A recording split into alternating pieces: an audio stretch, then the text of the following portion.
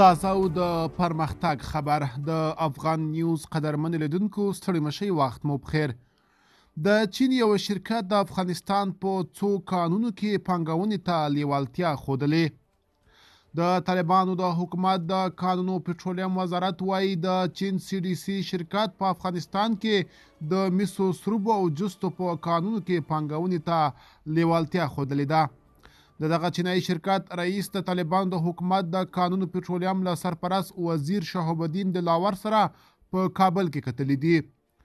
د کانونو پټرولیم وزارت پرون شنبه پر خپل ایکس پاڼه کښلي چې په دې کتنه کې د افغانستان په کاني سرچینو کې د پانګونې د فرصتونو په اړه خبرې وشوې.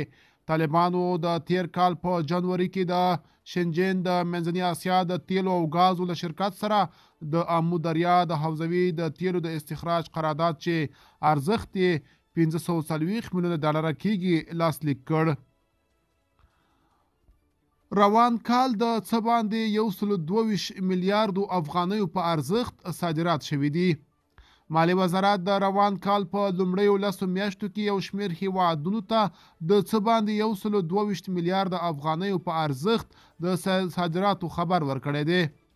دغه وزارت ویلي چې د هیواد په ګمرکونو کې سوداګرو ته د رامنځته شویو اسانتیاوو او له فساد سره د جدي مبارزې له امله د روان 1402 کال په لومړیو 10 میاشتو کې یو شمېر هیوادونو ته د څه باندې 122 میلیارډ افغانیو په ارزښت صادرات شوي دي.